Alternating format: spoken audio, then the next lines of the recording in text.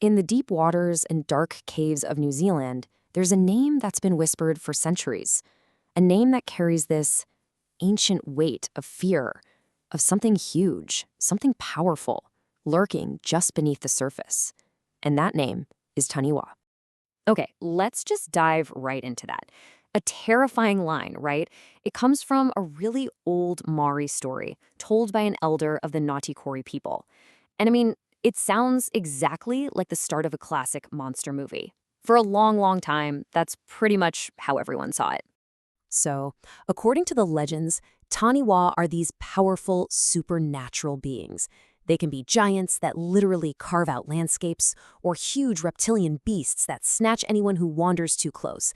Basically, everything you'd want in a monster. But that's not even half the story. It goes so much deeper. To really get what's going on, we need to zoom in on one specific story, the very one that gave us that terrifying quote. This is the legend of the Taniwha at Ouro Lagoon. It all starts with two young girls. You can just picture it. They're out gathering berries, probably laughing, just wandering a little too far from home. And they're so focused on what they're doing that they don't see the danger creeping up on them, the water of the lagoon rising way faster than it should. And then the Taniwha strikes. Now pay close attention here because the description is so specific. This isn't just, and then the monster attacked. No, the storyteller was very clear. It arches its back high, it springs from its tail, and it scoops the water into this huge wave. Kind of weird, right? It all sounds like pure mythology, doesn't it? But those very precise, almost mechanical actions, what if they weren't just fantasy? What if they were a coded description of something real, and honestly, a lot more terrifying than any monster? And this is where the story completely flips on its head. This isn't just a legend. It's actually a key, a survival guide that's been disguised as a monster tale for centuries. Okay, check this out. When you put the legend's description right next to a scientific account of a tsunami, the parallels are just chilling. The water rises up. That's the initial sea level change. The monster arches its back high. That's the crest of a massive wave. Scooped the water in a wave, well, that's a huge volume of water moving ashore. It lines up perfectly.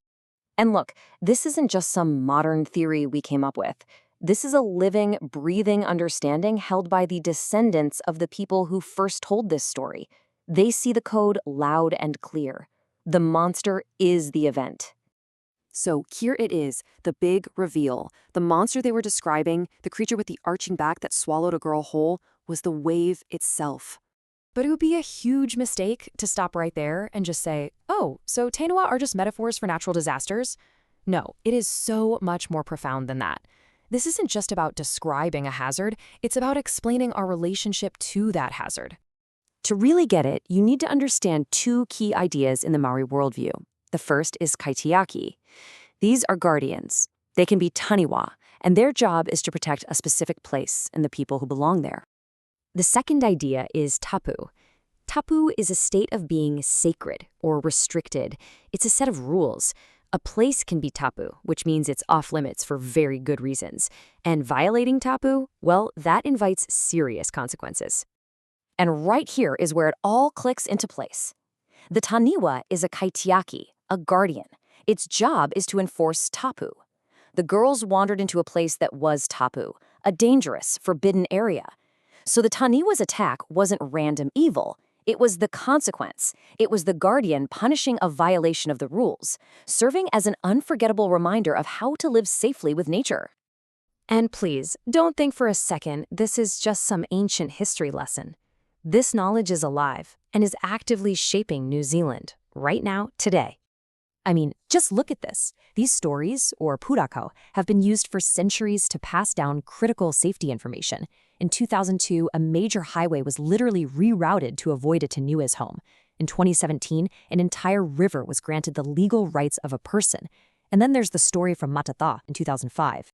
That's when a catastrophic flood, carrying boulders and entire trees, ripped through the town. Amid all that destruction, 3 marae, Maori community centers, were left completely untouched. 3. Why? Because a generations-old story warned of a lizard Taniwha, whose flicking tail marked out the exact flood-prone hazard zone. They listened. They built on safe ground. And that Taniwha legend saved them. So why has this belief lasted for so long and with such power? It's not because people love being scared. It's because these stories are an incredibly sophisticated form of science and law, all woven into a narrative that you will never, ever forget. What we're actually talking about is Mautoringa Maori.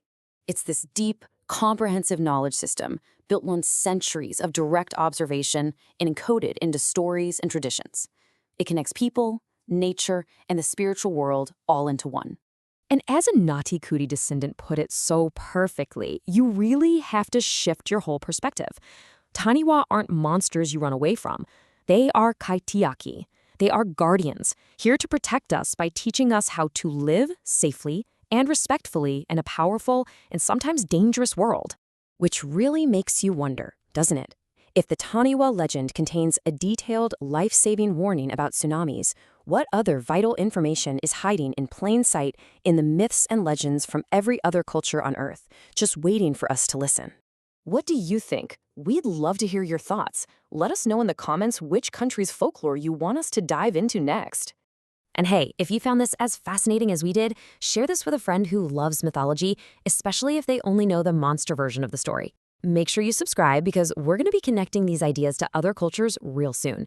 And for all you true folklore fans, if you love this kind of deep dive, hit that notification bell so you don't miss a thing. Thanks for hanging out with us.